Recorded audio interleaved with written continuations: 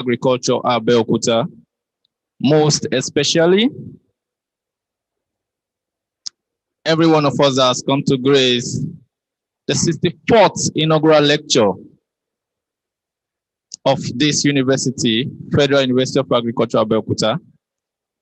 In no particular order, we want to welcome the immediate family of Professor Adejumobi, the inaugural lecturer, his families, friends, colleagues, students, especially from the College of Engineering, FUNAAB. As you can see on the banner, the title for this inaugural lecture is Electricity, Man, and Development, the complexity of the distribution system management in a power network. I want to believe this is a topic that every one of us in this hall will be interested in, especially as we are all stakeholders in the power issue in Nigeria. We all know we all desire power stability in this country, and whenever there is no power, we blame it on the government, NEPA, PACN, EBED, as the case may be. Today, the inaugural lecturer is going to unravel what is behind the problem of this power sector.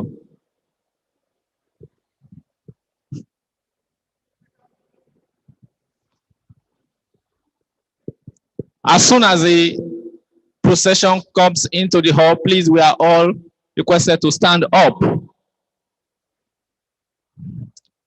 And from the information reaching me, the procession is on its way. So please, may we stand up for the academic procession as they file into the hall, please. May we all rise for the academic procession.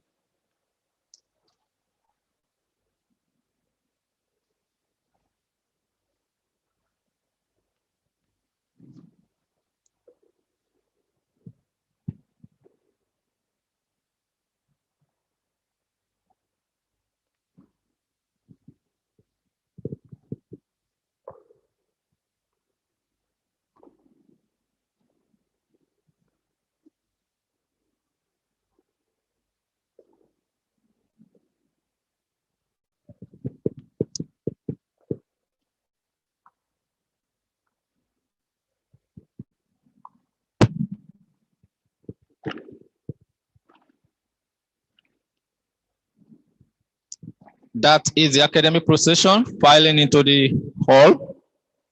As I said earlier, today's topic is at the heart of everybody in this country, especially when it has to do with electricity. And the inaugural lecturer is going to unravel the mystery behind the issue of power supply in our country as he delivers the 64th inaugural lecture titled Electricity, Man, and Development, the complexity of the distribution system management in a power network. And this lecture is going to be delivered by no other person but Professor Adejumobi, Professor of Power Systems Engineering.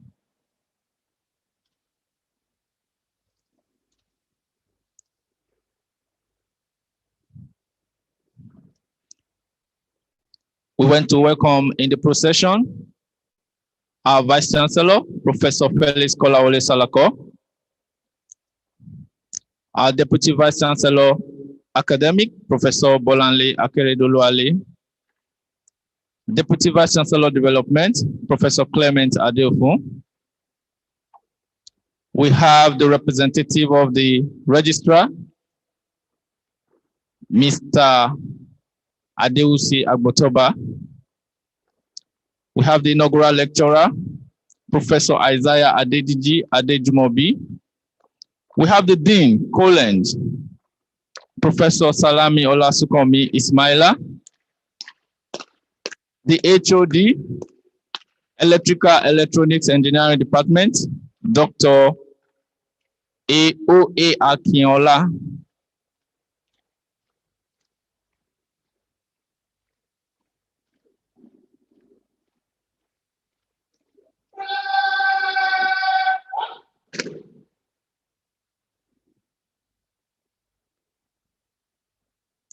May we have a seat, please? We also have in the procession the University Librarian, Dr. Mrs. Fentola Onifade. As I said earlier, may we rise up for the national anthem, to be followed by FUNAAB anthem. National anthem, please.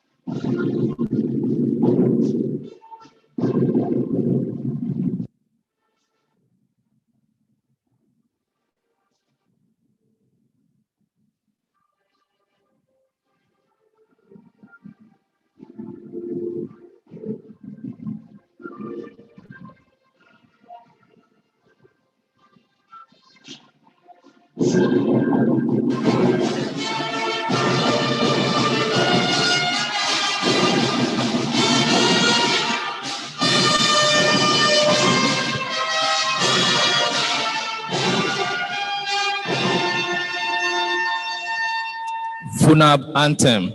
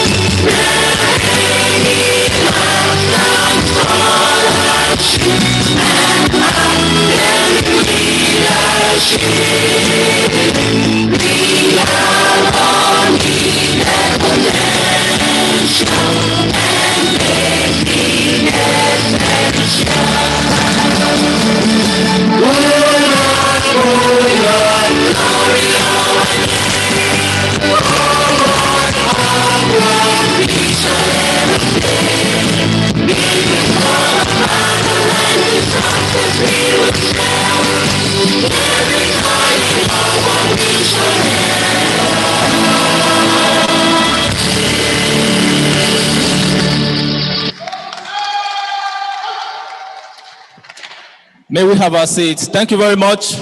Once again, we want to welcome you to the Federal University of Agriculture, Abeokuta. And today we are having the 64th inaugural lecture of the university in the series of inaugural lecture of this great university. And to deliver today's lecture is Professor Isaiah Adejumobi. And he will be speaking on the topic, electricity, man and development, the complexity of the distribution system management in a power network. We all know power is important to every one of us in this country. But before we get to that, please permit me to welcome the Vice Chancellor, Professor Felix Kolawole Salako, as he delivers the introductory remarks. Please a round of applause for the Vice Chancellor as he comes on board.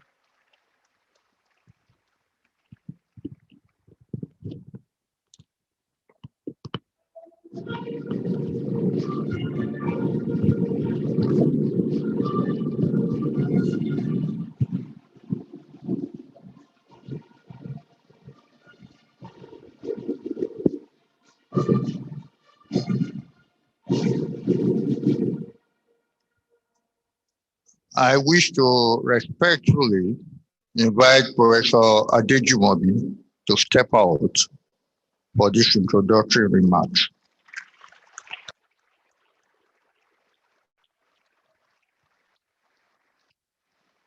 The Deputy Vice Chancellor Academic, Deputy Vice Chancellor Development, the Registrar who is represented here, and the Bursar, the University Librarian, Dean College of Engineering, Deans of other colleges, Directors of Centers and Institutes, the Acting Head of Department of Electrical and Electronics Engineering, other heads of department, members of Adejumobi's family, invited guests, distinguished ladies and gentlemen, gentlemen and ladies of the press, great FUNAABites, great FUNAABites.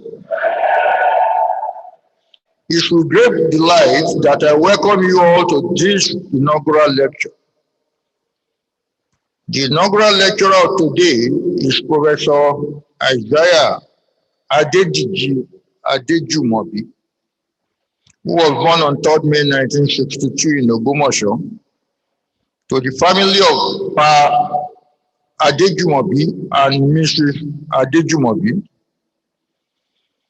He attended Baptist Day School from 1958 to 1974, Baptist Secondary Modern School, Oko, from 1975 to 1977, and Baptist High School Ejibo in Osun State from 1979 to 1982, where he graduated as one of the best science students in his set.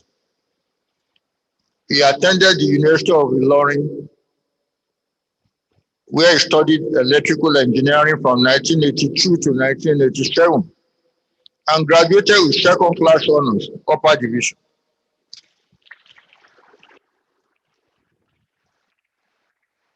Professor Adejumobi was appointed the graduate assistant at Ilorin on 1st August 1990. This gave him the opportunity to pursue a career in the academy. He obtained his Master of Engineering and PhD in Electrical Engineering in 1992 and 2003, respectively. Also from University of Ilorin. He served his National Youth Service year as mathematics teacher at Army Day Secondary School, Calabar, between August 1987 and 1988. He joined the services of the University of Ilorin as an academic staff on 1st August 1990. Professor Adejumobi worked in private companies, computer engineer at Acumen Limited at Ikorodu Road, Lagos, and as an electrical engineer at Flocky Limited at Ibadan.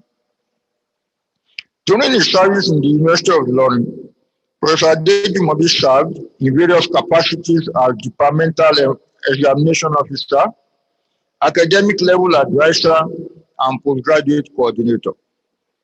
He served in various committees in the Faculty of Engineering, University of Ilorin. Having served for about 15 years at the university, He transferred his services to as a senior lecturer to the Federal University of Agriculture, Abeokuta, on 28 March 2006, with placement in the Department of Electrical and Electronics Engineering. He became a professor in October 2015.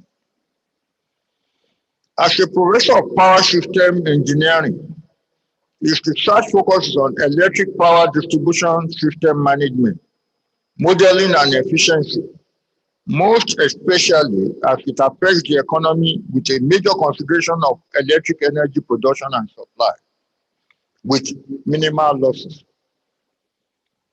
As a lecturer and researcher, Professor Adejumobi has supervised students' projects both at undergraduate and postgraduate levels. He co-supervised graduate students in the Department of Physics and Computer Science. His research works were published in reputable local and international journals, 70 of these in journal articles, 9 in conference proceedings, and 8 technical reports and workshop presentations. Since assumption of duty at the Federal University of Agriculture, Professor Adejumobi has served in various capacities, few of which are as acting head of department, Electrical and Electronics Engineering, head of department, departmental postgraduate coordinator, member student disciplinary committee as a college representative, member committee in the determination of criteria for staff awards, member assessment and promotions review panel, College of Agri Management and Rural Development, member assessment and promotions review panel, College of Veterinary Medicine, member publications committee, member assessment and promotions review panel, College of Biological Science to date. Outside the university, Professor Adejumobi served as a member review panel for environmental impact assessment of some national integrated power projects and telecommunication projects in Nigeria from 2007 to date. He's a member of a number of professional bodies and has served as external examiner to Olabisi Onabanjo University, Ladoke Akintola University of Technology, University of Ibadan, University of Ilorin, and Federal University of Technology, Akure. He has several awards. 1, Federal Government of Nigeria Postgraduate Scholarship Award for Master Degree Program. Merit Award for Quality Leadership as the President, Unilorin Innovative Multipurpose Cooperative Society Limited.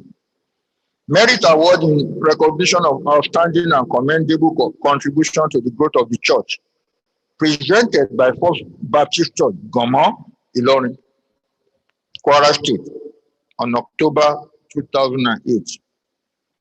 Merit Award in recognition of selfless service on the development of the youth at Ugoluwa Baptist Church, Ilorin, Kwara State, between 1993 and 1995. Merit Award in recognition of selfless service in academic and professional development in engineering by Nigerian Society of Engineers. Distinguished Merit Award for immense contribution to the development of community by Gateway Community Development Association. Professor Isaiah Adejumobi enrolled at the Baptist Theological Seminary between 1994 and 1998 on a Sandwich program and obtained Master in Divinity in Theology.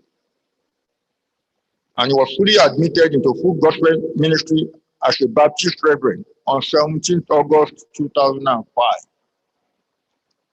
He is happily married to Mrs. Anna Olapeju Adejumobi, and the marriage is blessed with children.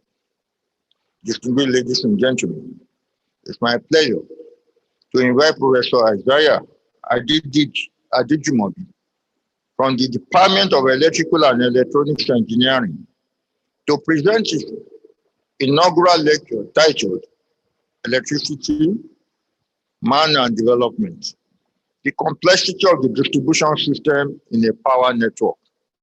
Thank you for your attention and God bless you.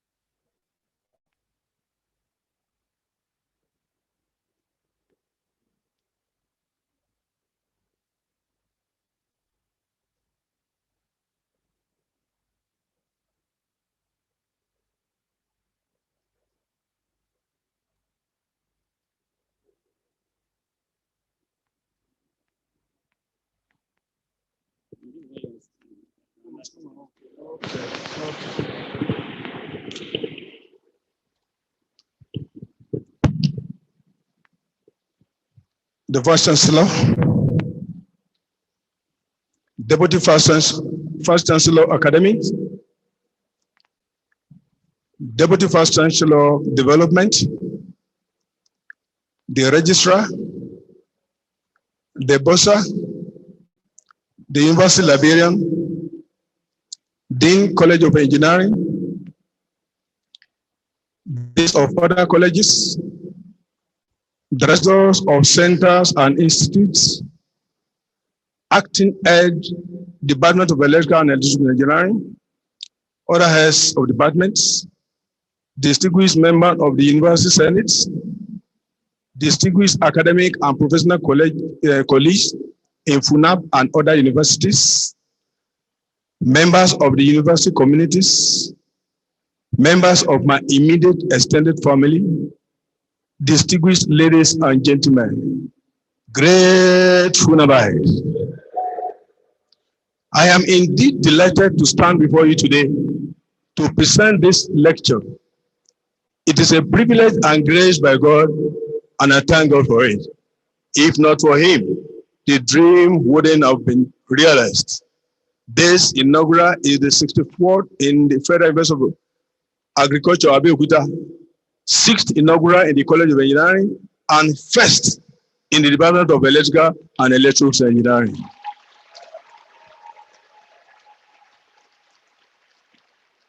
Mr. Vice Chancellor, sir, I feel honored today to give my inaugural lecture titled Electricity, Man and Development, the Complexity of the Distribution System Management in the Power Network.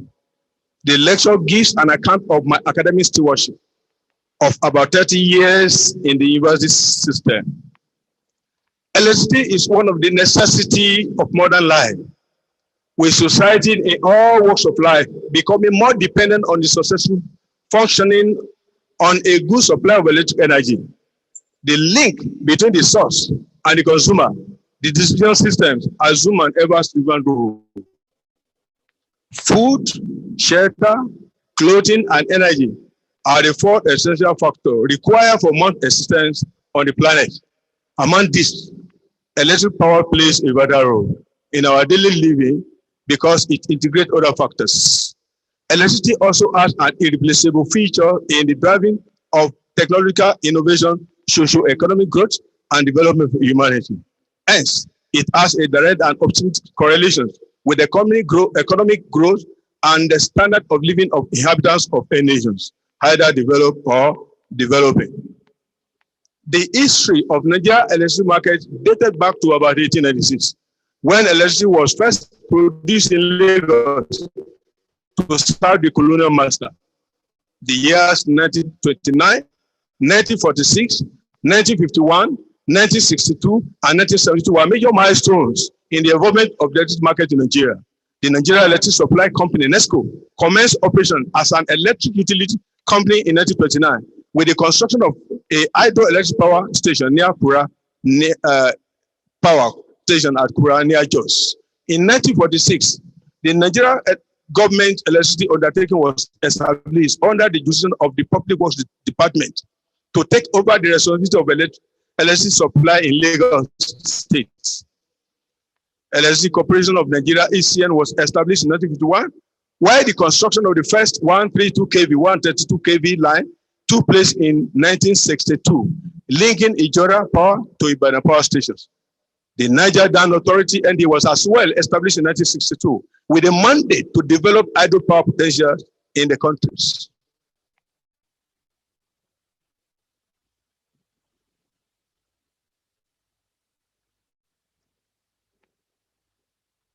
The authority was also responsible for the constructions and maintenance of dams and other works in River Niger and elsewhere, generating electricity using water power, improving navigations and promoting fishing and irrigation. The electricity produced by NDA was sold to ECN for distribution and sales at utility voltage. In 1972, however, ECN and NDA were merged to form the National Electric Power Authority. ECN was mainly responsible for the division and sales, while NDA was created to build and run generating stations and transmission lines. The main reason for the merging the two organizations was to ensure the production and the distribution of electric power supply throughout the country by one organization, and also to ensure effective and efficient utilization of the human, financial, and other resources available to electricity supply industry throughout the country. The new organization, known as NEPA, had demanded to manage, maintain, and oversee electricity production in Nigeria. NEPA had a statutory monopoly to generate, transmit, and distribute supply electricity throughout the federation, with its responsibility also cutting across the Nigeria territorial borders, as it was responsible for the supply of electricity in neighborhood countries of Chad and Benin. Despite the various efforts of the state-owned utility, NEPA, which operated as monopoly to manage the electric markets to provide efficient service delivery, it became clear by the late 1990s that utility was failing to meet the power needs of Nigerian populace. Hence, the National Electric Power Policy of 2001 kicked off the power sector reform in Nigeria, leading to several other reforms after the last decade. The Nigerian electricity crisis is a long-standing issue that has become an endemic problem that has witnessed both public and private sector interventions over the years. Government effort in the past led to the institutionalization of Nigeria Electric Power Authority as Power Holding Company of Nigeria, PSCN, for generation, transmission, and distribution of uninterruptible power to Nigeria populace. Hence, however, this produced little success, as constant and uninterrupted power supply was a mirage. In 2013, President Goodluck Jonathan-led government introduced reforms which allowed private sector participation and gave room for private individuals to own more than 60% of the government assets in power sector. The power supply chain was unbundled and decentralized with the emergency of generation company, GENCOs, Transmission Company of Nigeria, TCN, and distribution companies, DISCOs, and are saddled with responsibilities of ensuring continued power supply and meeting the ongoing sustainable development goals, MDGs. Figure 1A is a complete power supply system, while figure 1B is gantry of a power station. Here we have the generations linking up to distribution by transmission lines. And this is the gantry, that is the center of power system connections. Now, power system generations. Nigeria is the largest economy in sub-Saharan Africa, endowed with large oil, gas, hydro, and solar resources that have the potential to generate more than 12,522 megawatts of electric power from existing power plants. These plants are managed by generating companies, national independent power providers, NIPP, and Niger Delta Holding Company. 3 out of the 4 resources. Nigeria is the largest economy in sub-Saharan Africa, endowed with large oil, gas, hydro, and solar resources that have the potential to generate more than 12,522 megawatts of electric power from existing power plants. These plants are managed by generating company, GENCOs, national independent power providers, and Niger Holding Company. 3 out of 4 resources used for energy productions in Nigeria, indicated earlier on, are linked with increasing greenhouse gas emissions, coal, oil, and natural gas, with coal emitting the worst of the 3. Current electricity generated in Nigeria is inadequate to meet the needs of households and businesses. For the past few years, the power sector has been struggling to distribute power, with its peak ranging from 4,000 and 5,000 megawatts. The value which are more or less than 40,000 megawatt estimate required to sustain the basic needs of Nigeria economy.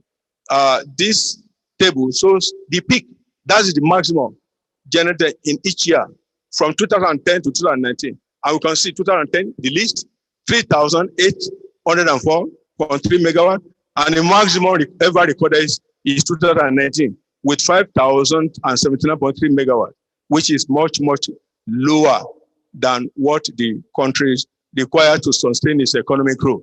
The Nigerian Electric Power Sector Reform Act of 25 was designed, among others, to move the electricity sector in Nigeria from government control, heavily subsidized system, to a privatized, largely market-based endeavor. This reform was to encourage private companies to invest in electric generations, to have enough electric power for individual and corporate company. As part of the effort and initiative to key into this power reform, some private and government private-owned company came on board to produce power in addition to already existing one. I think typical example that we can talk of presently is Lagos State and that of Oyo State that have actually keyed into the program. The table 2 shows the present functioning as the time of the compilation of reports, power station in Nigeria. There are others, but they are yet to be commissioned. So if there are others who are on board, who are already coming on board, but they are yet to be commissioned. Out of this, look at it, 13,625 is our installed capacity. That is if they are all functioning. And presently, what is available from that table, you can see, but as of time we are compiling this report, the only available power capacity is just about 4,286.4 megawatts.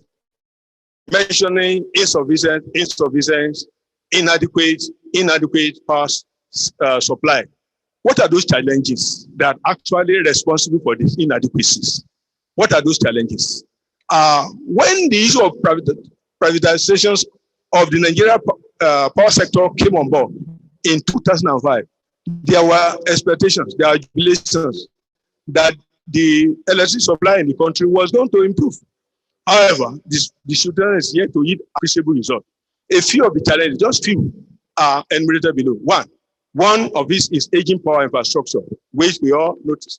Another thing is the lack of funds due to the dwindling income and because of the unstable global oil prices. Another one is incapacity of the existing transmission network to handle more load than the current peak of electricity productions. Another one is the shortage of gas supply to the gas power plants. Poor planning, obsolete station equipment, high indices of vandalism, voltage instabilities, both at transmission and distribution system, high aggregate technical and commercial and collections losses, community and right of way issues during project execution, inadequate coverage of transmission infrastructures, lack of effectiveness in managing system reliability, and inability to perform real-time operations, and also government interference in the operation of the power sector. Now, the picture you will see show the evidence of few of the challenges we are facing. I don't know if you can see it. You can see the polling posts and the disjointed wire cut all over the country, everywhere. As you travel, you see them along the way. Another one, you can see these three structures here, electric poles falling on infrastructure due to the rust base, and electric poles and weakened pole. See this one, see the width covering our transformers.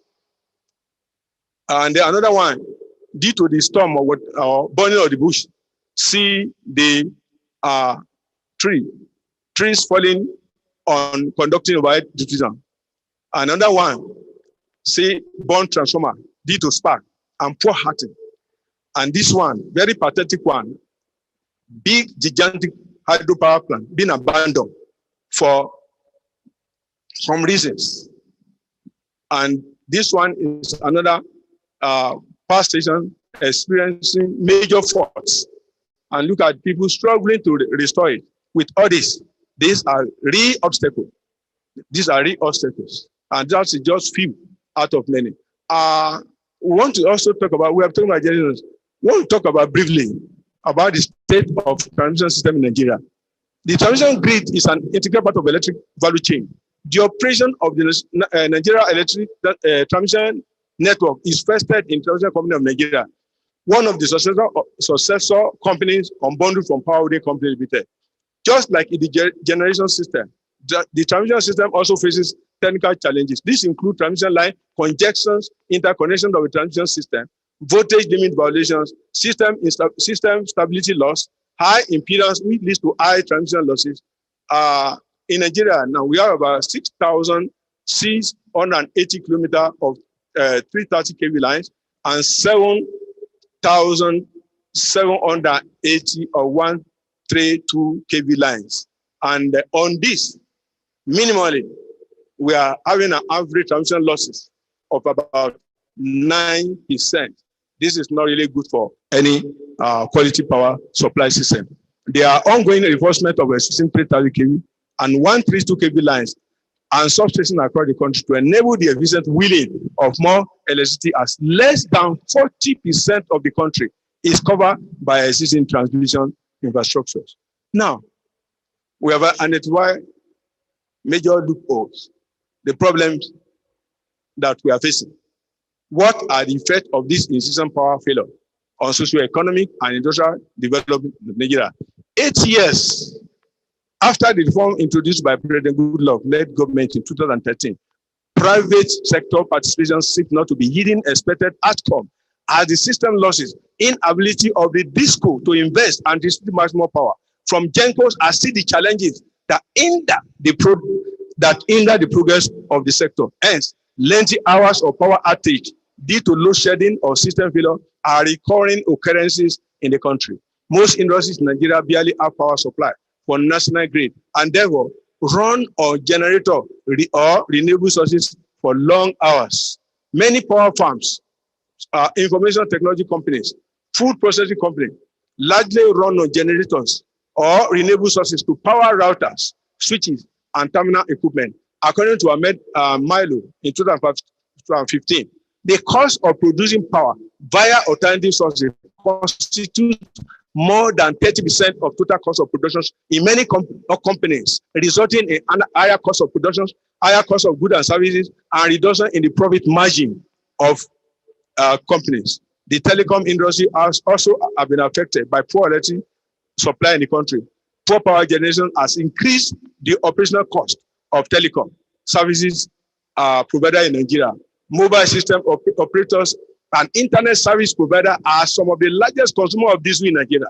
The poor power supply is a direct cost of poor service like drop costs, poor internet services, undelivered messages, and user inaccessibility from mobile communication provider. The growth of small and medium enterprises in Nigeria has also been hampered by the usual and unassuring power supply. Artisans like welders, barbers, plumbers, and so on are forsaking their main work and turn to Okada riding or look for other means as a source of livelihood. Only few could afford to buy generators for their works, and those that could bear the cost of generator charge higher ratings of their services. Customers now pay through their noses for service that ordinarily should not cost much. Instead, power has also led to winding up of companies in Nigeria. Firms that could not cope with the business terrain in this country have closed down and relocated to neighbors African countries for safe havens. Typical examples are those companies such as Leventis, Michelin, Dunlop. Many are relocated to sisters' country, thereby increasing the unemployment rate in this country. Nigeria's prevalent electricity crisis has also affected their toll on Nigeria, on health sector and tertiary institutions such as hospital, university, polytechnics, college of education. To compete favorably with the rest of the world, most institutions in Nigeria have wittingly resorted in the use of alternative energy sources for research and academic purposes. A case in perspective is this university, Federal University of Agriculture, Abeokuta, Nigeria, which runs on generator for several hours a week. Frequent use of generator raises sundry expenses and increase net expenses. The use of generator for economic activities does not only put pressure on their slum resources, but also poses danger to humans.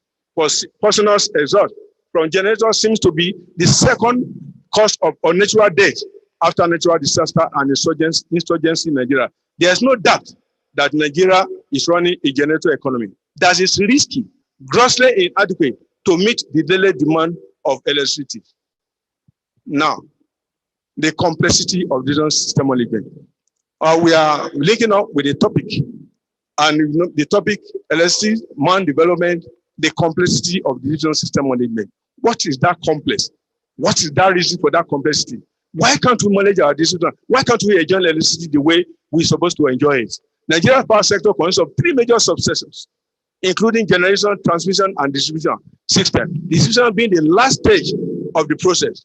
The part considered as distribution forms the bulk supply station to the meter at the consumer premises and can be conveniently divided into two subdivisions. We have the primary division that carries voltage at 3 kV and 11 kV.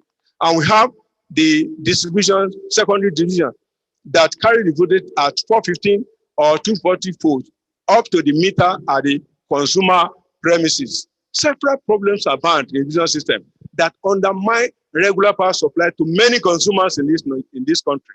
These include incompetent personnel, insufficient investment, energy theft, and distribution or technical losses. In some cases, the distribution network connections are not effective enough to deliver electric power to consumers efficiently. The pre-reform days witnessed insufficient funds for infrastructure facility and good maintenance. These trends continues as DISCO are not willing to invest massively in the sector. Obsolete equipment that predate the privatizations is still in existence, which not only affect the growth of the power sector, but also undermine the quality of power supply in the country.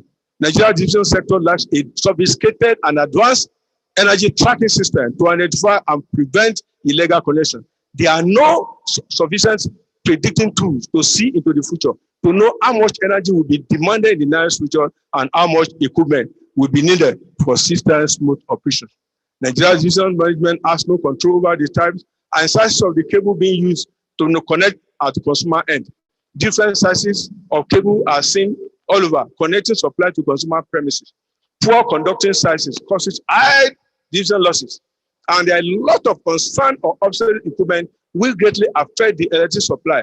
Due to the complexity of the distribution network, the technical analysis of its operational behavior is increasingly more difficult. There are insufficient operational data. It is therefore very difficult to manage power distribution system and hence to provide essential services to consumers. I want to just, Mr. Vice Chancellor, sir, I want us to see the effort the government has also made towards the salvaging the poor power systems in this country. In an attempt to ensure quality electric service in Nigeria, the government has not relented in our effort to ensure performance within the three sectors of electricity market in Nigeria. Few of the government involvement are briefly alerted.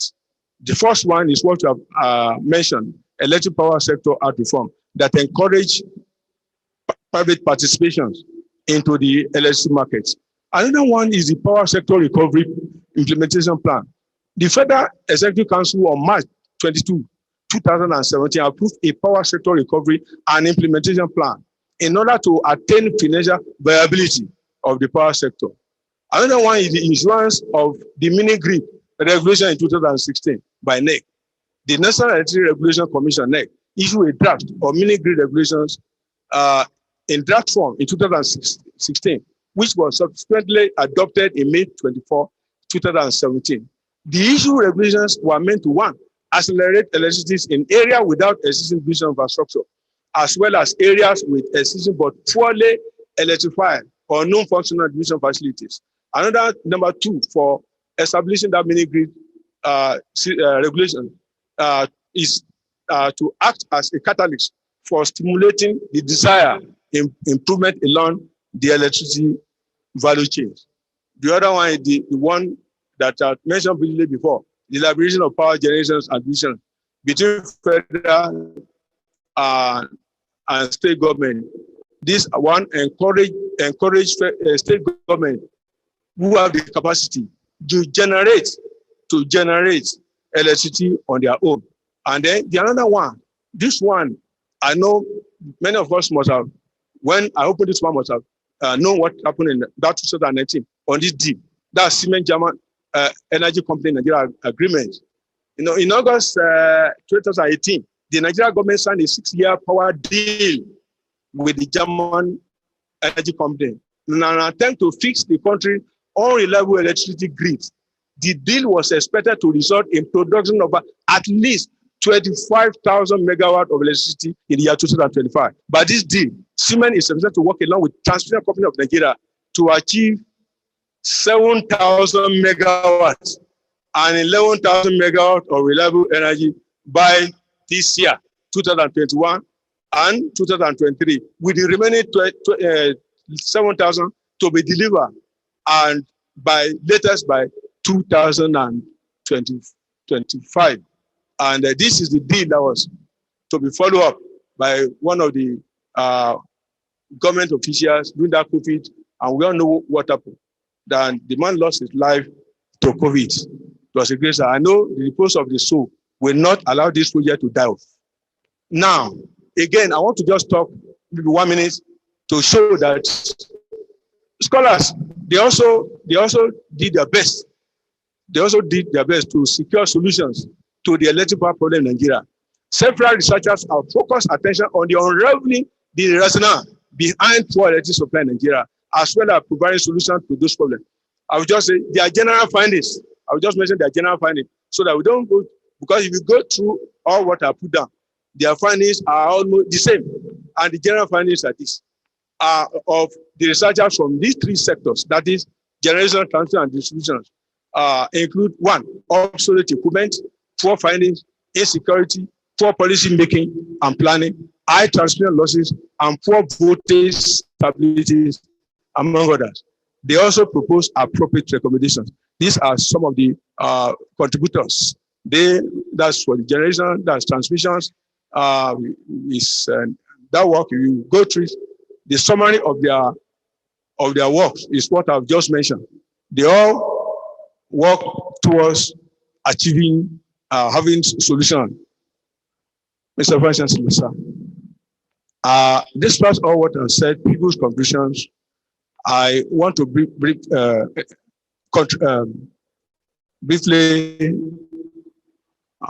go through my own contributions to the efforts of being revitalizing the poor power sectors of these countries. And just as I've said, my attention is focused on distribution sectors, which is the third of the power chains. Distribution networks are major links between the electricity supply authority and the consumer of electricity. My passion for distribution system management An analysis began about 24 years ago during my PhD program. While in Nigeria, the government was focusing much attention on electric power generation plants and transmission system. Electrical division system received relatively little attention, and that's the effect of what we are still facing today. While the expansions in the use of electricity due to commercial, industrial, and technological development, coupled with population growth, the demand for division system became greater and more complex. Hence, a lot of problems emanate daily across distribution centers in Nigeria that require day-to-day attention. A division system management is the application of design techniques and initiatives to monitor and control the entire division system efficiently and reliably.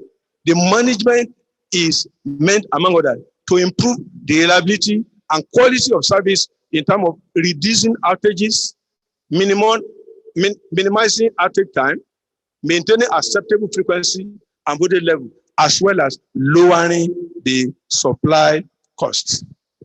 For the purpose of this lecture, I have grouped my activities into 3 major areas, all under the captions: power system management, power system management. And the first aspect, which I'm going to talk briefly, is on system reconfigurations, under which we examine the system characteristics and behavior. And secondly, the system management and planning, which is the heart of the decision system, under which system optimization and efficiency improvements, a lot of work was carried out on that area. And the last of that work on that aspect is loss reductions and profit maximizations. Loss reduction and profit maximizations. Why division system management? Why division system management? Consumers of electricity cannot obtain satisfactory and efficient performance from electrically power equipment operating on voltages outside frequency, on voltage or frequency outside the statutory values. Hence, the proper understanding of the behavior of distribution network and the improvement techniques through system management is very essential.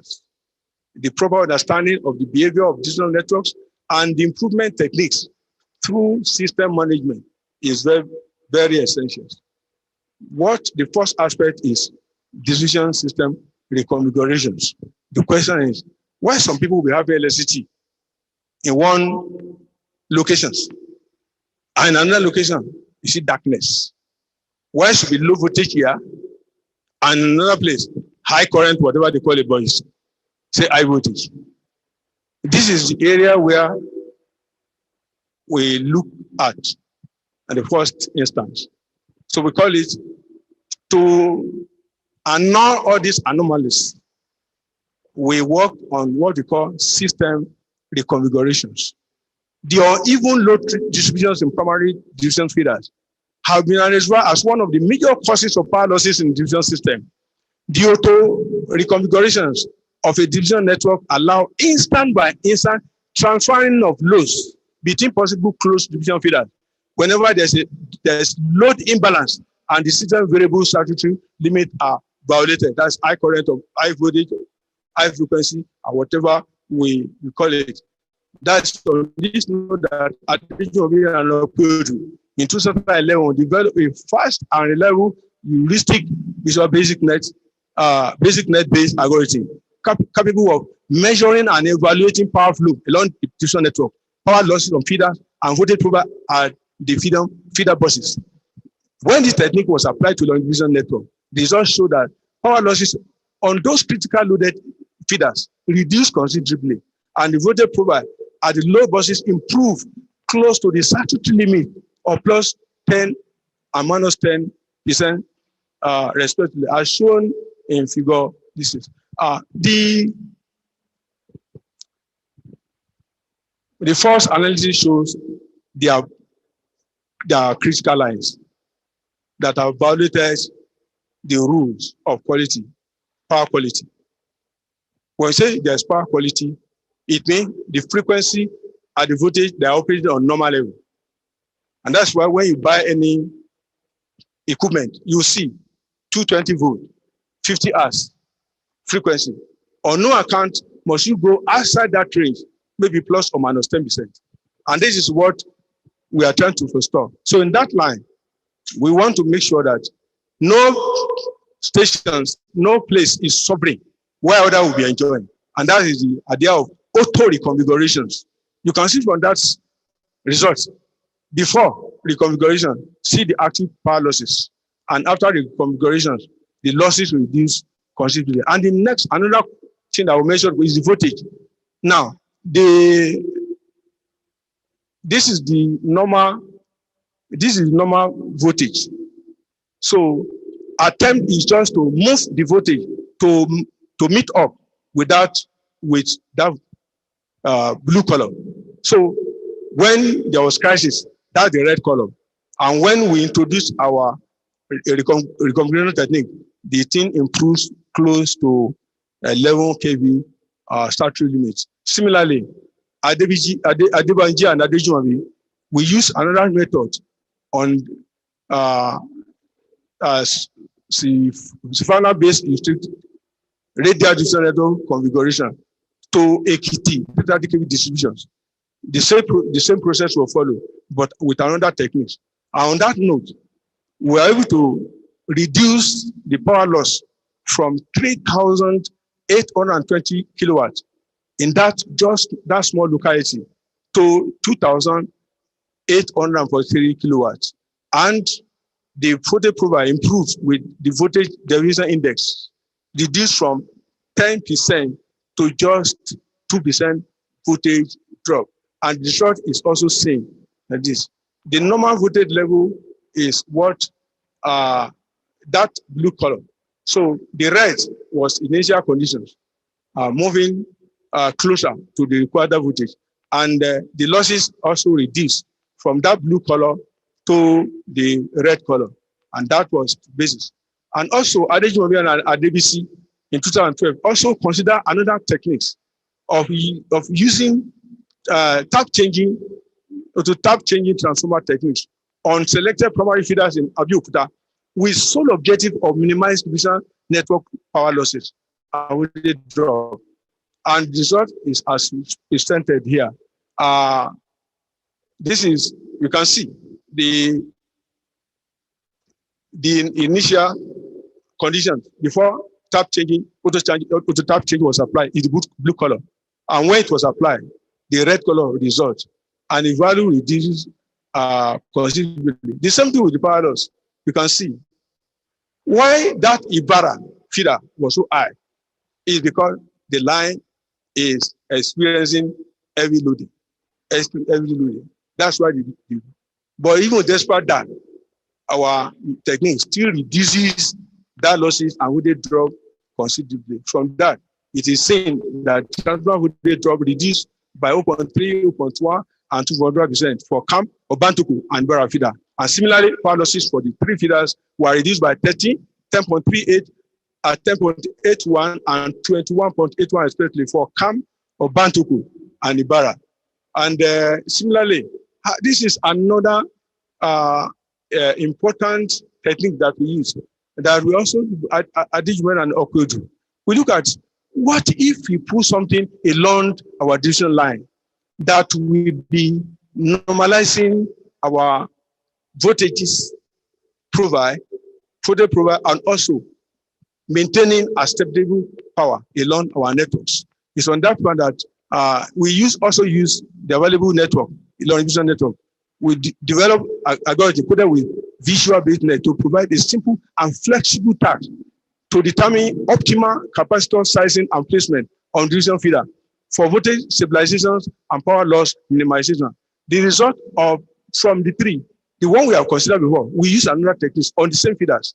The result of the three selected heavily loaded distribution are shown that the power loss reduction now reduced considerably by 43.22%, 45.38%, and 49.91%, respectively. Adewale Township 1, Township 2, as presented in Table 3. And this is, yes, Those who have the knowledge of it will say, but it's very cost. Yes, it's very cost. But majority of the consumer will benefit. And the power supply authority will also regain their money on the long run. That is, and these are the optimal place notes that we have to be optimally selecting which at what point that will place our capacitor band. And this is what we are able to achieve. Then another one is Adejumobi 2009. We also look at it. Those are areas, how can we reconfigure our transformer? So presented the quality assessment for transformer insulating oil. The breakdown voltage and the electric strength and additive tests were carried out on 16 samples of transformer insulating oil, which were strategically collected from various serving divisions, transformer in Ilorin Metropolis in Nigeria, through the supply authorities. The collections were randomly done from old, fairly old, and new 11 kV and 33 kV feeders. And we apply standards. We apply America's, that's American Society of Testing and Materials standard, and that of British standard BTA 705, which says for 330 kV lines, the breakdown capacity of this installation must not be less than 45. And for 11 kV line, the breakdown capacity, installation capacity of its insulator must not be less than 25. It's on that note that we examine those 16 samples. And it also says the maximum allowable acidity in magnesium potassium hydroxide per gram of oil must not be what? More than 0.2. And it's on this one that we performed on that 16 samples. And it is then we knew why some transformer, as earlier shown, can easily get burnt without any sign. So, and from this, we will see that from that table, 6 out of 16 samples passed. The only 6 passed the test. 4 samples partially passed the test, and there's no partially. There's no partial in that aspect of the test. It must be O. Why the remaining 5 failed totally. We also extended this with one of my master degree too, Adekoya, and 2017. Okay, let's go to another place so that it does not appear as if we are biased. So we also carry out the same test on 30 selected samples from Jericho Distribution Network in Ibadan, Oyo State, and the results show that 10 out of 30 samples, 30% failed the test. What is the economic implication of this one?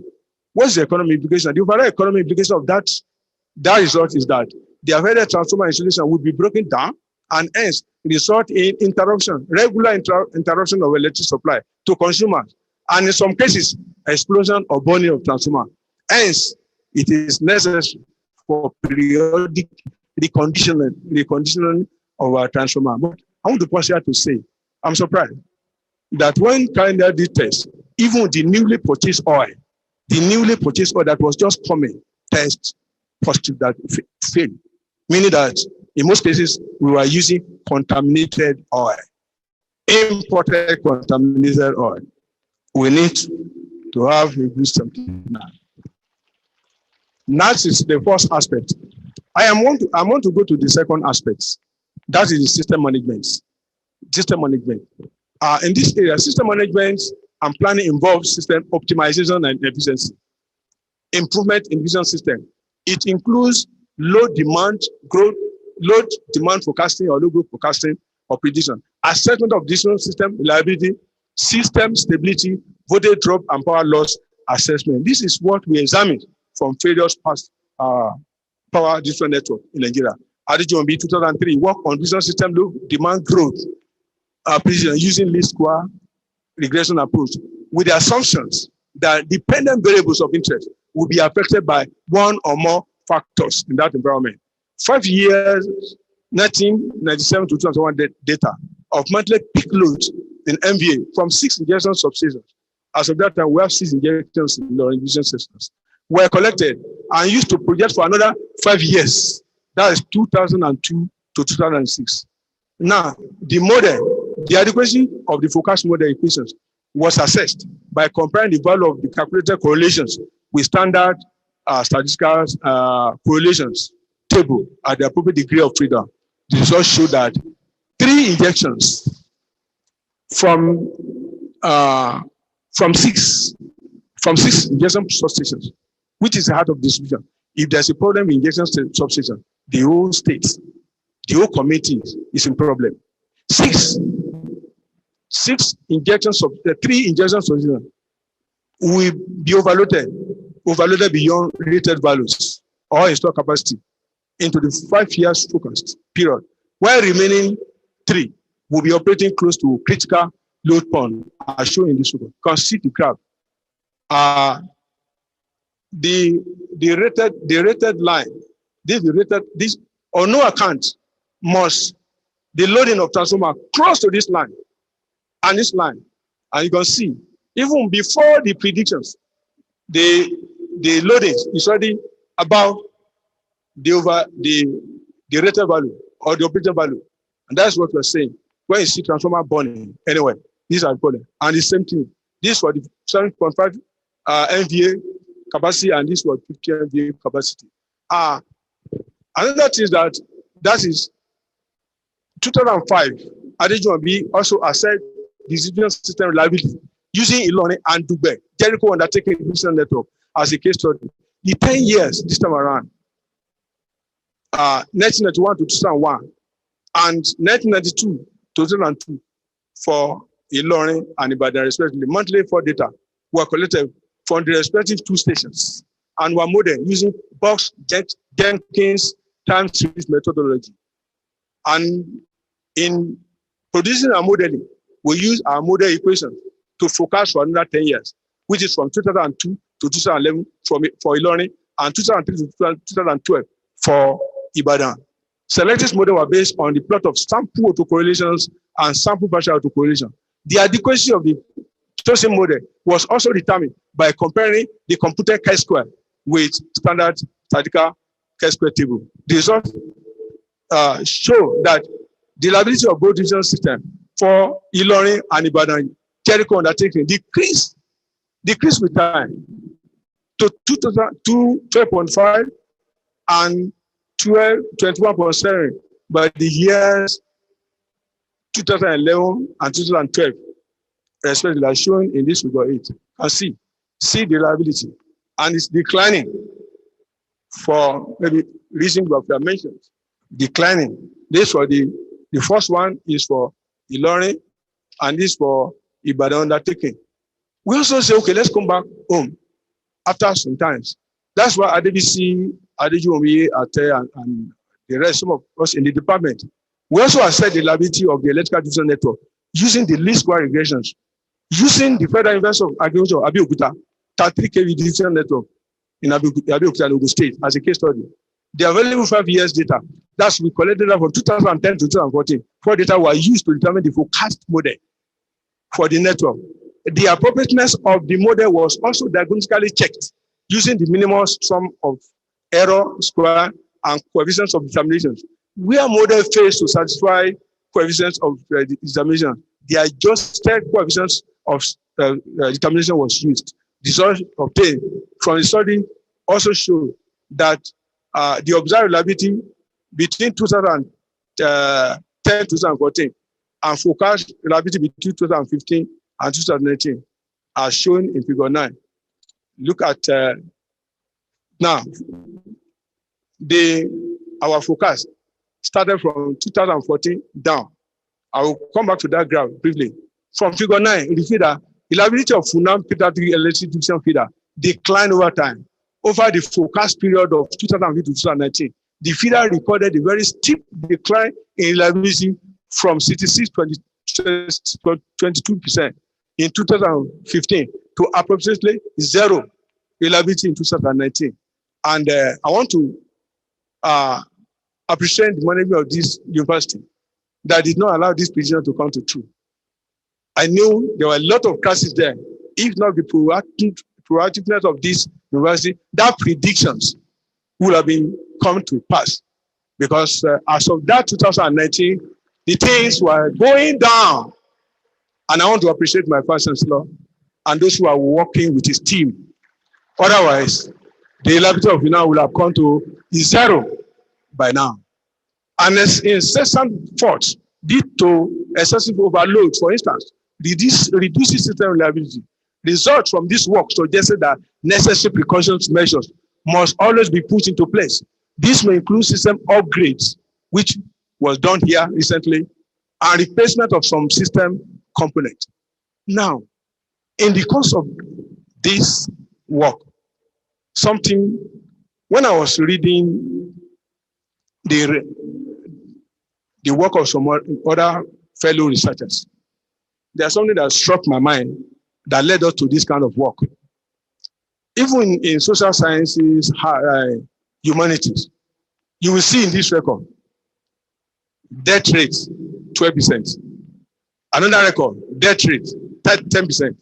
Another record, mortality rate, 5%. Then you begin to think, how will you expect the management of those organizations to have good planning? Meaning that you may have mathematics and you may not use it appropriately.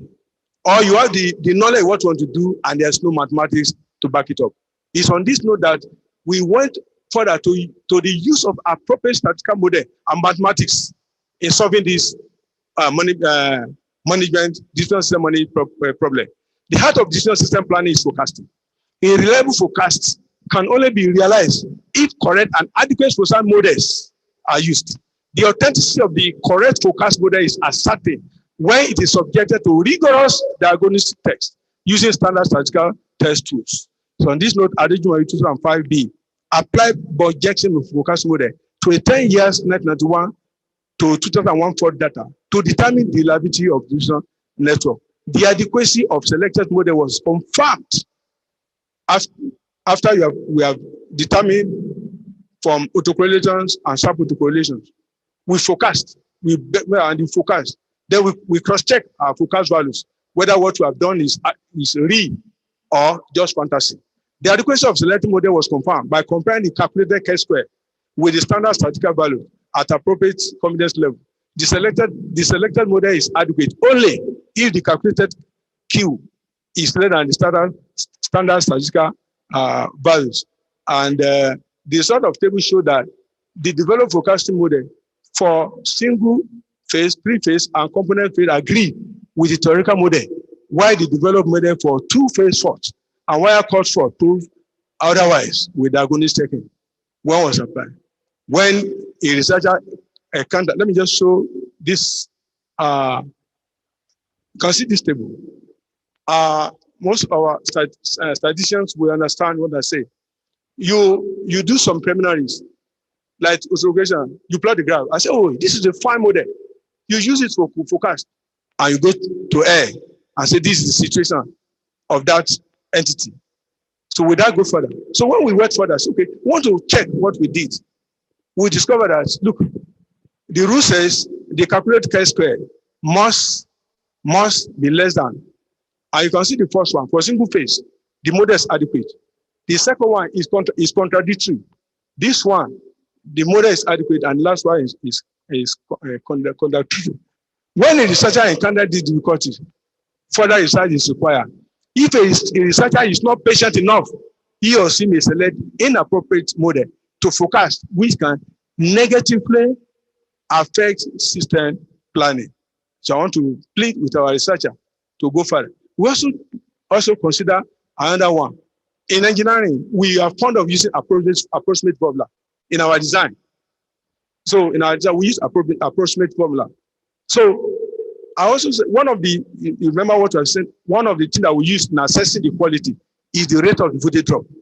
So we apply the exact and the approximate formula to a primary feeders in learning and see the comparisons. When it was done, we discovered that some level of errors are being committed when we use appropriate formula. And this is what it goes down in affecting our management, in affecting our planning, in affecting our operation in power distribution network. So when it was done, it was so bad that when you consider the appropriate exact formula, that the error of about 25%, 10%, 2%, 3%, and no account must you have an error of even 0.1%. This is one of the sources of the crisis that we have in this vision system. Now, another thing that we also in our planning, all over, we see rivers, we see dams all over. Why can't we use those water to generate, to help in enhancing the performance of our distributions? So we look around and say, let us assess some of the water, rivers, and dams around Nigeria and see whether we can even use to generate for our rural community, for our rural and suburb community. The increasing awareness of the environmental effect of using generators and quest for increasing access to electricity in rural and suburb made Adejumobi in 2007 to carry out a study on identification of a small hydro power site in their potential in Nigeria to supply electric power to rural and suburb communities.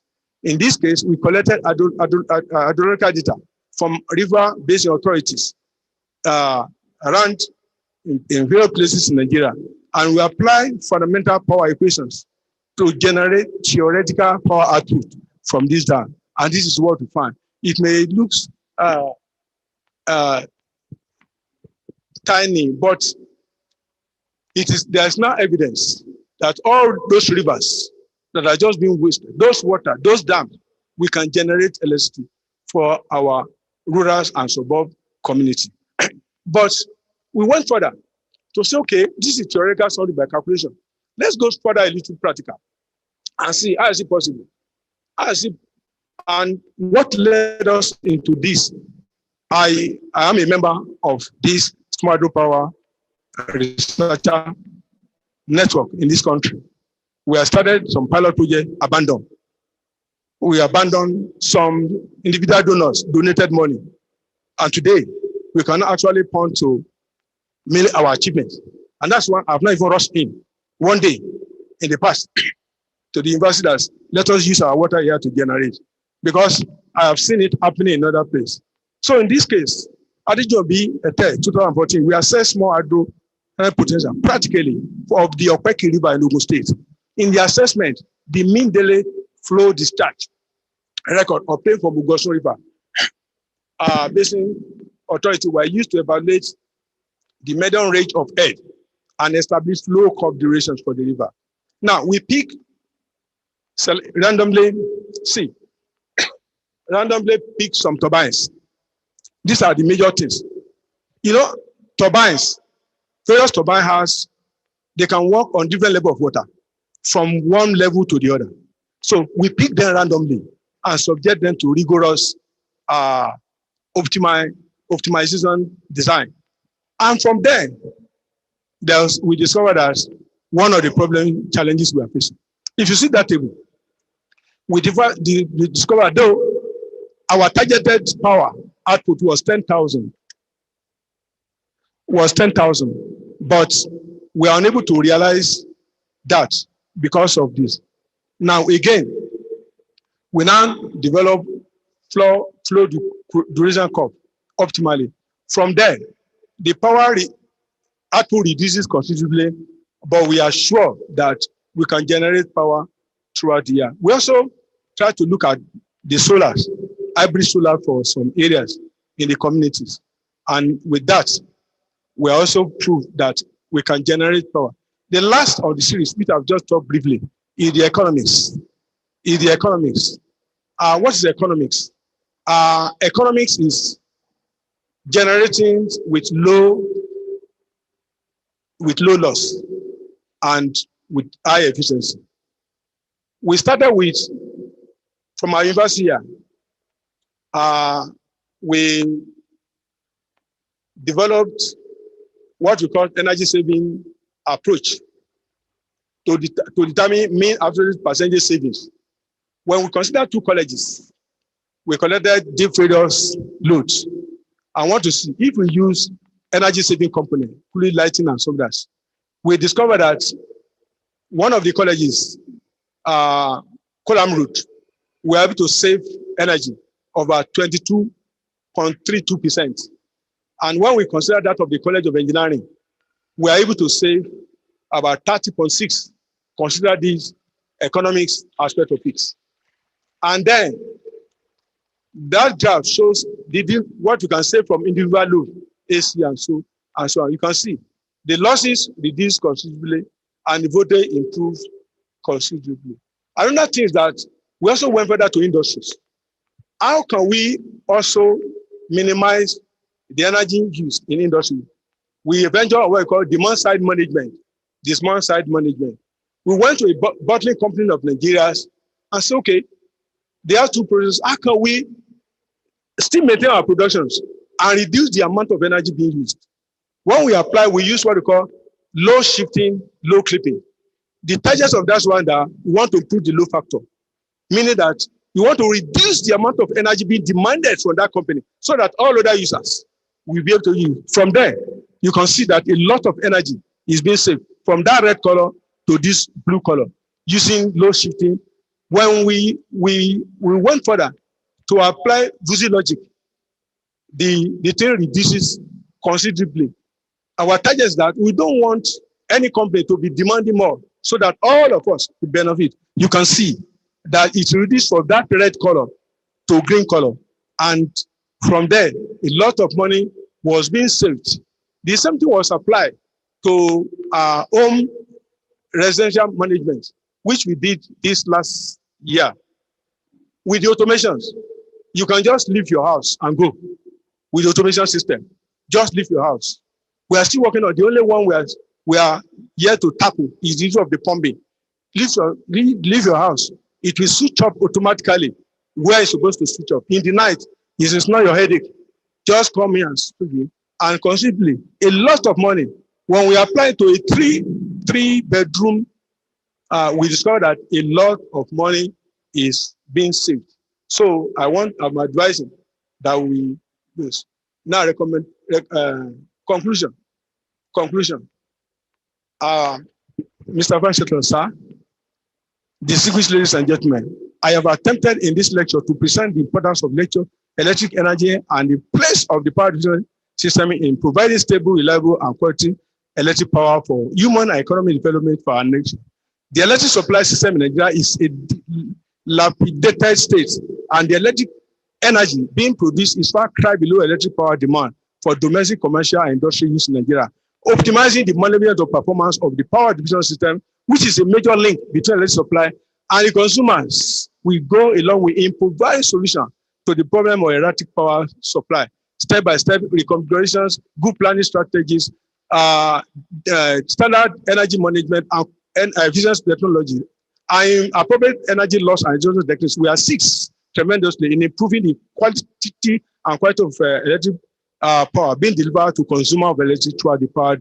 It is therefore very necessary for the researcher, the electricity utility, and the government to rise to the challenges of poor and shortage of electric energy, showing more interest and concern for power distribution system management in Nigeria for rapid human development and socio-economic growth. Recommendation, 1 minute. The lecture came at the time Nigeria as a country is in deep energy crisis and need urgent attention to prevent further decay in Nigeria power sector, especially in the distribution sector. Thus, the lecture recommend that government and other stakeholders should give urgent attention to provision of a new modern equipment and replace the upgrades the old ones. Authority managing division system should show keen interest in prevent maintenance rather than corrective maintenance. The establishment of distribution generators at various locations within the urban center that we incorporate the use of renewable energy sources such as wind and solar will go a long way to stabilize the distribution system in Nigeria. Consumer of electricity include industrial, commercial, residential, and some private individual also is to incorporate energy efficiency techniques on their power distribution layout. Since there's a challenge of insufficient energy supply from generation station, low energy consumption and appliances that will minimize the peak energy demand should be adopted. State-of-art planning and forecasting tool should be developed for a sound and level power distribution network, operational and management. Day-to-day data, the calling of the system operation activities and maintenance is very essential. Adequate funding should be provided for upgrading, maintenance, and operation of distribution system in Nigeria, and adequate incentives should be provided for both technical and non-technical personnel in the business system. And lastly, but not the least, there should be synergy. And I underline that there will be synergy between power division, company, and research. Mr. Vice Chancellor, sir, I want to please, maybe through these universities, we are facing a challenge in this regard. You go to a place where we want to collect data to help, they will deny you. Nobody wants to release data. They don't want you to see their system any longer. So our students are facing the real challenge by not having that cooperation from those establishments that are supposed to help our students. And I want to just plead to this measure that there should be synergy between power division company and researchers. My appreciations.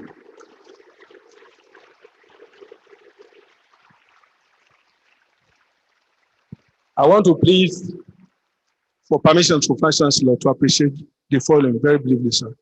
Thank you, sir. Mr. Vice Chancellor, sir, I have been specially favored by the Almighty God, not by might, not by power, but my spirit, say the Lord Almighty. Zechariah 4:6. I am indeed very grateful to God Almighty, who alone is the giver of life, for his divine favor upon my life. I am what I am today by his grace, and I give him all the glory. I sincerely appreciate the support of all Vice Chancellors that I work with and have contributed in no measure to the success of my career. Late Professor I.F. Adu, of blessed memory, who appointed me in 2006 as a senior lecturer, Professor I.A. Dancing, Professor O. Balogun, Professor O.B. Oyiwale, who promoted me to the position of professor, Professor A.O. Enikome, and the current Vice Chancellor, Professor Felix Kwalaole Salako, a friend indeed and a mentor. I pray the Lord continue to bless the work of your hands and grant the departed eternal rests. I pray the Deputy Vice Chancellors, the current Professor Clement Adeofun, DVC Development, and Professor Bolanle Akre Doluwale, DVC Academy. Thanks for being there always. I also thank all the registrars I work with as the head of the Department of Electrical and Electronics Department and further since I assumed duty in the university. The current registrar, Dr. Bola Adekola, for his support. I thank you all. Long life you may live to eat the fruit of your labor. Let me see this opportunity to thank the bossa, Mr. Wike, I'm sorry, and current librarian, Dr. Mrs. Swayintola and Onibade, for prompt response to our needs in the department, to all bursary staff, the auditors and librarian staff. May the Lord bless you. I would like to thank for my parents, my late father, Pa Joseph Adejumobi, and Madam Comfort, who is here today, Adejumobi, for their sacrifice, support, encouragement towards the success of today. They taught me endurance, discipline, hard work, which I believe are the pillar of my success in life. I appreciate my brother and sister, Bemileke Anyao, Segun Abiodun, Amos Oyinde, Fumilola Abeni, Abosede Oluwakemi, for their love and support. My cousins, Tunde Falade, so on, Bayo Adegoke, for your love over the years. I also thank all my extended families who have contributed in one way or the other to the success of today's, my late uncle, Mr. and Mrs. Orimade Gunfalade, Kayode Oladiran, and so on. I thank you all. I'm so glad to acknowledge the unflinching support of my in-laws, my parents-in-law, who I cannot even call in-law. They are my mother, they are my father, late Pastor Samuel Olaye, and my mother-in-law, who is my mother, second mother here, Mama Oladele, Madam Deborah Mochiriola Olaleye. Let me also thank my in-laws. I want to appreciate God because they are, majority of them are here today. Lieutenant Colonel Timothy Olaleye, Professor and Deaconess Abel Olaleye, Mr. Taye Olaleye and his wife, Mrs. Sarah Kukola, and Eda and Deaconess Tayo Onakame, Deacon and Deaconess Oyawale, Mama Odebode. I thank you all, Oluwafumike Bakari. I thank you all dearly. I appreciate my teachers right from my primary school. Some of my mates in primary school, they are here today. I thank them. So from primary school, secondary modern school, they are here. Baptist High School, Ejigbo, they are here.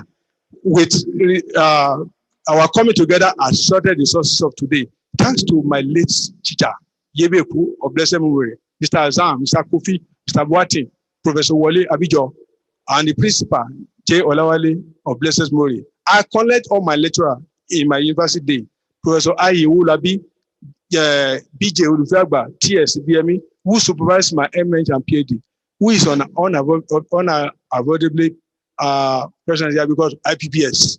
He has not collected for over a year. He has to travel to Abuja today. Dr. Smart Yeboah, Dr. A.S.son. Thank you, sirs. I wish you long life.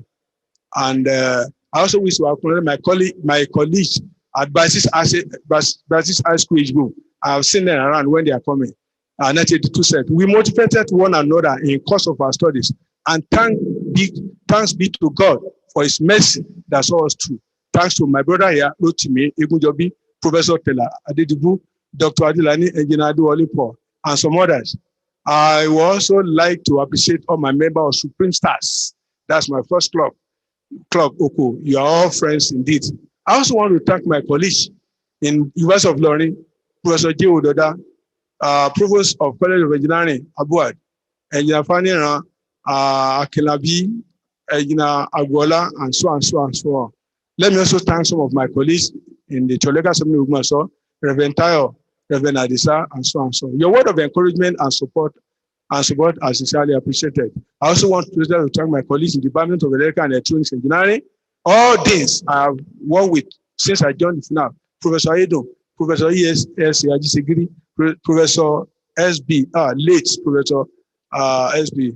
Adejumobi, Professor J.K. Adewumi, and current Dean and his Deputy Dean, who are my friends, Professor S.O. Ismaila and Professor O.U. Dairo. I appreciate all professors in the university, in the college for your love, who is Ade Awokola, T.M. Olayenju, Wahid, Baba Abiye, Momori Bale, Adewumi, S.A. Adekola, A.F. Adisa, Nakiola, and my colleagues, Dr. O.I. Adebisi, Dr. K. Amsa, O. Nuga, F.E. Oku, Duolan Pekon, Gina Erioso, Matthew, Jelili, Adidokun. I love you all. God will bless you. Also, my technical staff and admin staff, Engineer Lake, Adetiloye, Adibukola, Oluwatundibom, Oluwatundimo, Aliu, Adeniyi, Oyelade, Oladipo, Olagbami, Faleye, Adilanwa, Adesinu, Razak. I love you all. My administrative staff, I'm the administrative staff in the college, Mr. Adewolu, my secretary, my former secretary. I'm no more the head of the department. Mrs. Oyebande, my staff. The college officer, Mrs. Funke Mokajola, and other staff in the department. Mr. Vice Chancellor, just for me to appreciate the contribution of these friends from other universities. Now just mentioned their universities. Federal Faculty of Engineering and Technology, Ogumaso, Federal University of Technology, Akure. I've seen my big friend there from Akure, my professor. I saw him when he was coming, and also appreciate all my friends from University of Learning. And I want to sincerely thank my big brother, big brother and a mentor, Professor O.A. Fakulty, the current Dean of Faculty of Engineering, who is also here presently. My friend, that's Deputy Provost of College of Prudential College, that is Ogunji Ibe, Camille, Dr. Suba, and so on and so on. Let me also thank my friends from the Federal University of Technology, Akure, Professor Melody, I saw him, Professor Oyetoji. You're all welcome. On behalf of others, the Lord will continue to be with you. I also like to acknowledge especially the executive and member of the University of Engineers. I've seen them.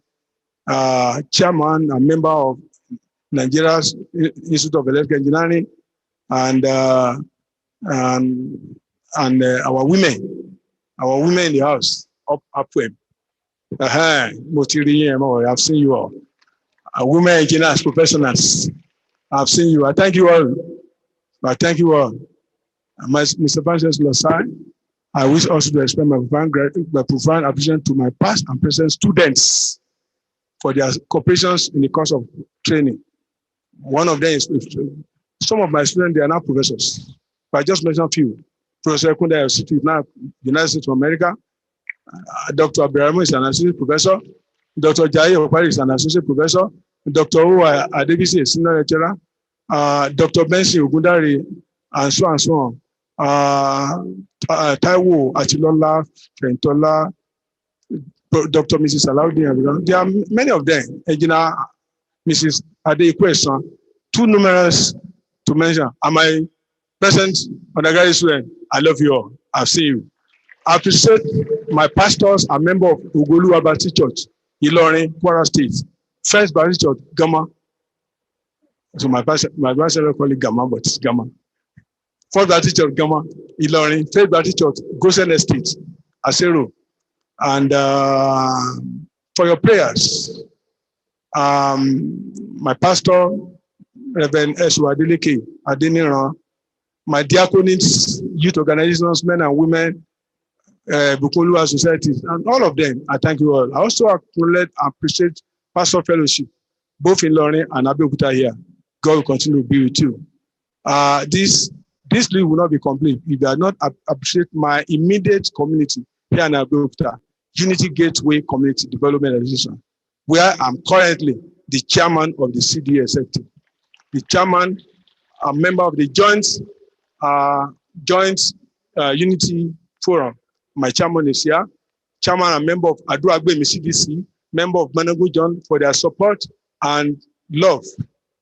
Ajowa Kunim Bajeo. My friends from Lagos, from Ilorin, I thank you all. Permit us to thank all my deans, head of department directors in this university, Professor Emi Atayisi, W. Professors Alegbeleye, Eti Akinwale, Professor Badmos, Adioso, Adebayo, Folonso, Sowande, M.A. Situ Olaoye, Akilabi, Fakoya, and architects, and Ambody. Just, I love you all. God will continue to be with you. And to my darling wife,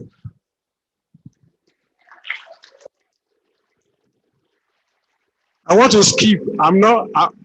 They are going to deal with me when I get home today. I want to thank Federal University of Abeokuta communities, my ASU chairman and members, NASU, SANU, and all technical staff.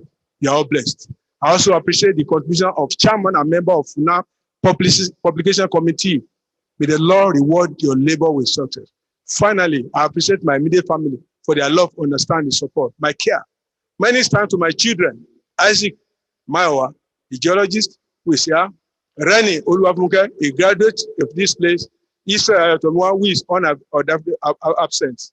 He's in Enugu now, currently serving in the youth corps. And the boy of the house, Imane Mojola Oluwa. May the Lord in his infinite mercy increase you in wisdom and grace to doing greater exploit. I am proud of you. Let me tell you that 2 of them graduated from this university. So kudos to these universities.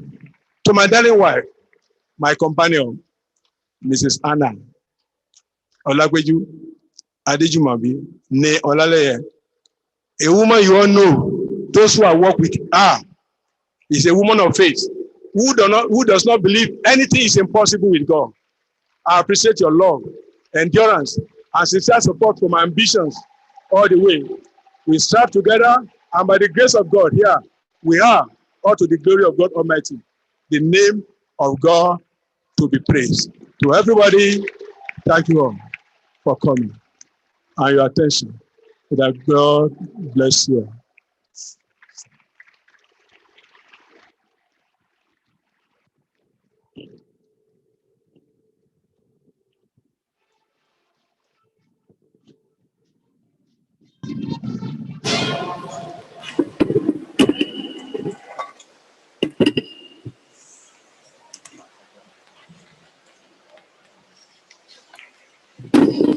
Please sit down.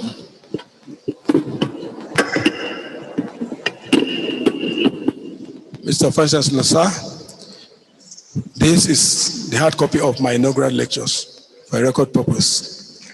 Thank you very much.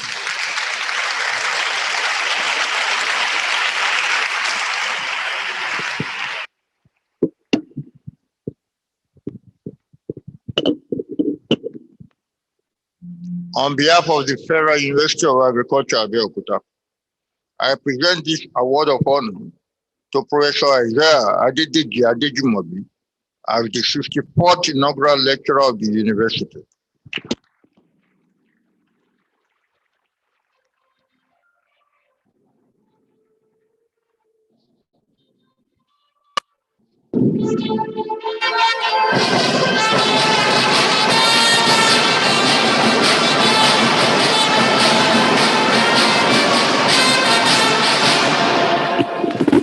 I also have the honor of presenting to him a gift, a basket of gifts from the university.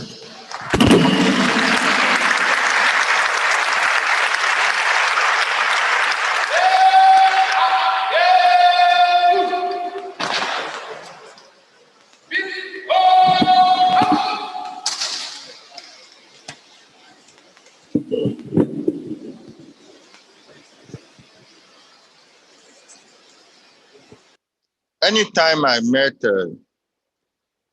Professor Adejumobi for a discussion, and I observed that he paused, I knew he was deferring to authority.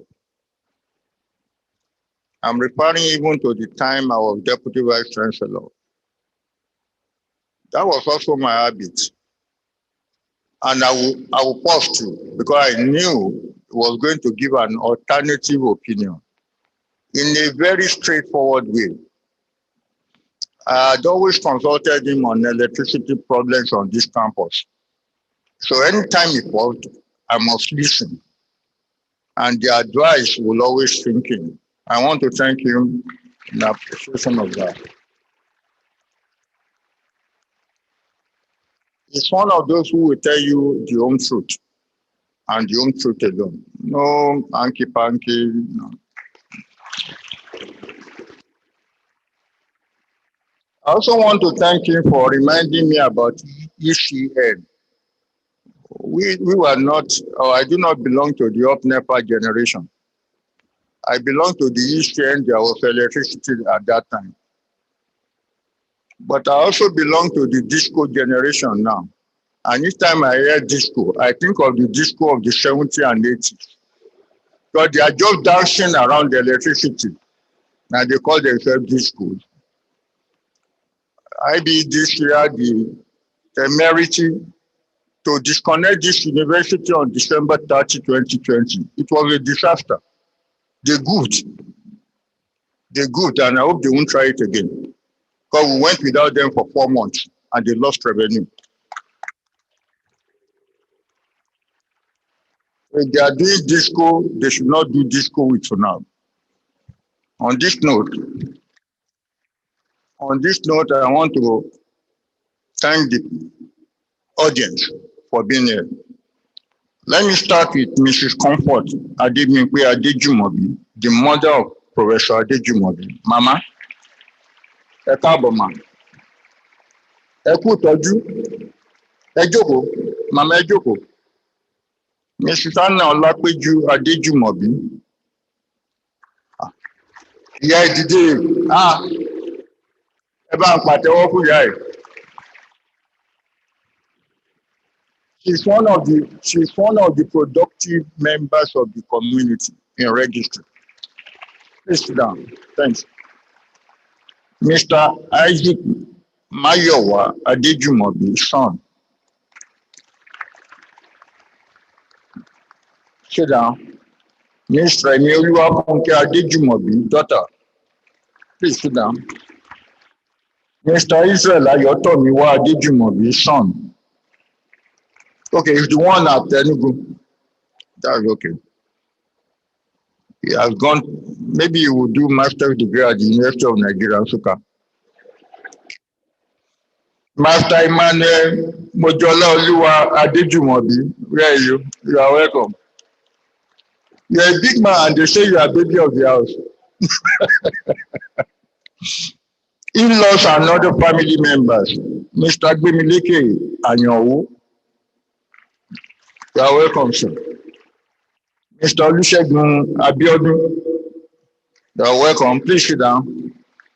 Mr. Amos Oyeride. You are welcome. Mrs. Fumilola Abeni Ibrahim. Welcome, ma'am. Mrs. Mojiriola Deborah Olaleye, mother-in-law. Ẹ káàbọ̀ mà, ẹ pẹ̀lẹ́ mà. Professor and Deaconess Abel Olaleye, brother-in-law. You are welcome, sir. Mrs. Sarah Pokuola. Welcome. Elder and Deaconess Tayo Onokomi. Hallelujah. Pastors and members of Faith Baptist Church, Goshen Estate, Ashiru, Abeokuta.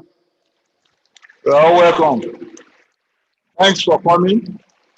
Pastors and members of Ogoluwa Baptist Church, Ilorin, Kwara State. You are all welcome. Members of Unity Gateway Community Development Association, Monogun, Abeokuta. Welcome, please. All inaugural lecturers, family members from Ogumosho and Ilorin. You are welcome. Chairman and members of Nigerian Society of Engineers, Abeokuta branch. Thank you for coming. Chairman and members of Nigerian Institute of Electrical and Electronics Engineering. Thanks for coming. All inaugural lecturers friends from Oku, Ogumosho and Ilorin. Please, do we have Oku in both Ogumosho and Ilorin? Prof, do we have Oku in Ogumosho and Ilorin? Oku, where is it? Ogumosho or Ilorin? Pardon? Okay, thanks so much. I'm always curious about certain things. Chairman and members of Association of Professional Women Engineers, chairman and members.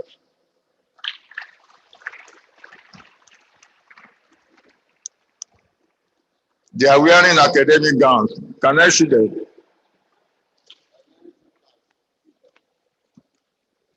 Ejigbo Baptist High School, 1982 set. Colleagues from Federal University of Technology, Akure. Federal University of Technology, Akure. Welcome. Okay. Colleagues from Ladoke, Akintola University of Technology, Ogumosho. And other guests, Professor Fakolujo, Dean Faculty of Engineering and Technology, University of Ibadan. Dr. Kola Lawal, Chairman of Council, the Polytechnic Ibadan. Professor Abel Olaleye, OAU, Ile-Ife. Welcome, sir. Engineer Adeleye, former Chairman, Nigerian Institute of Electrical and Electronic Engineering.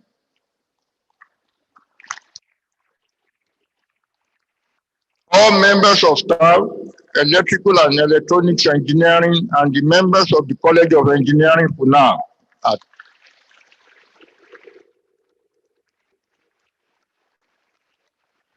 I'm also a member.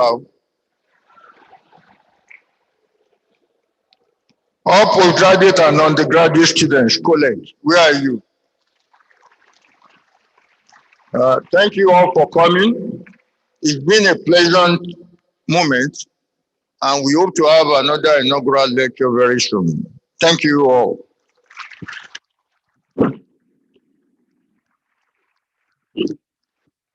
We have some people who want to make some presentations, and I'm going to call on Mr. B. Olusanya on behalf of Community Gateway Community, Bonogu. Unity Gateway Community Development Association, Mr. Olusanya.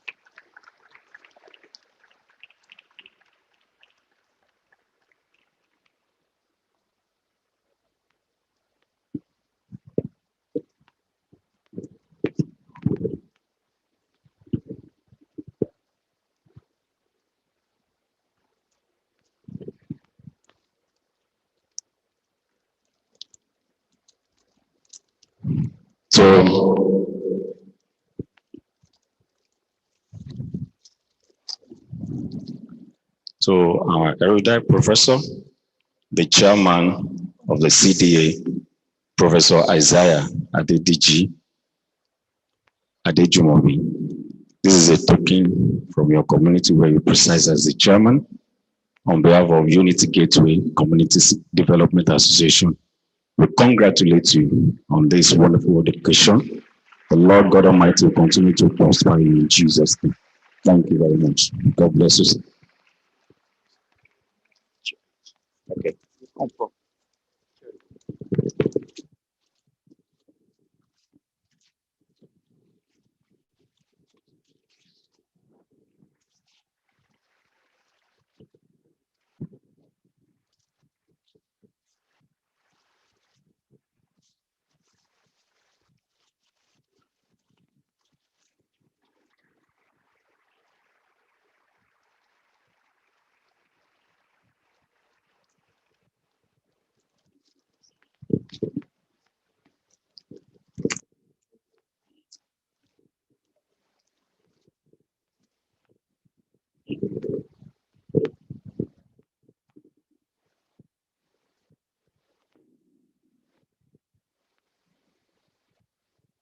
Please may we appreciate Professor Adejumobi for that electrifying lecture. With that, we have come to the end of the 64th inaugural lecture. And right now, we will take the FUNAAB anthem. After the FUNAAB anthem, we'll have the national anthem. Then the procession will file out in reverse order through my right-hand side, while the guests of Professor Adejumobi will file out through my left-hand side. So may we have the FUNAAB anthem, please.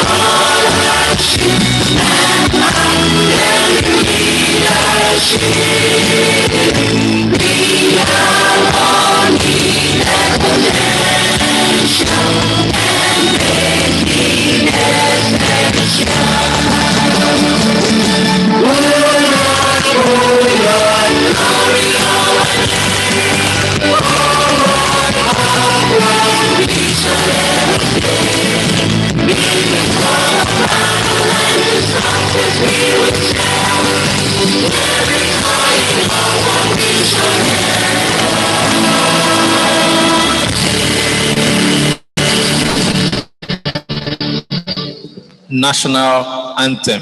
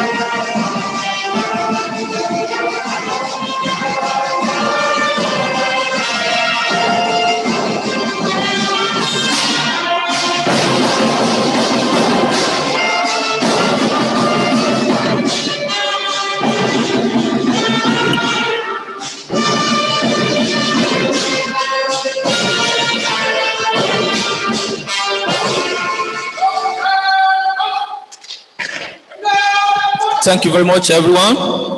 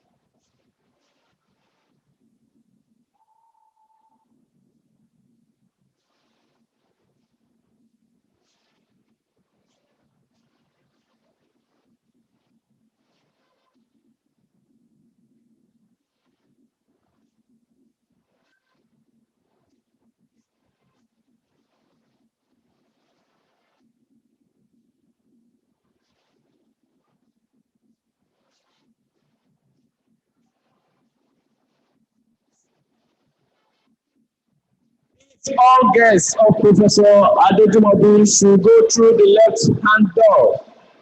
There is a road there. There's a door there, please. There's a door by my left-hand side. All guests file out throughout the left-hand door. We appreciate your presence for coming and listening to the 64th inaugural lecture titled Electricity, Man and Development, Complexity of the Distribution System Management in a Power Network. Thank you once again. Thank you for coming to FUNAAB. You are highly appreciated.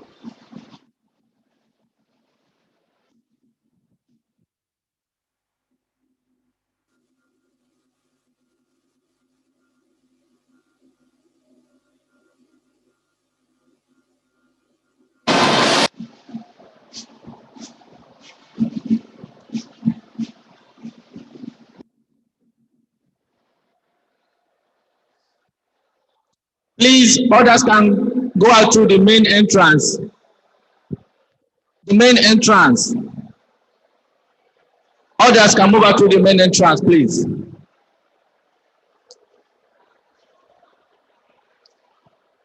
To avoid the place being jam-packed, the main entrance is open for others to move out. Thank you for your time and your understanding.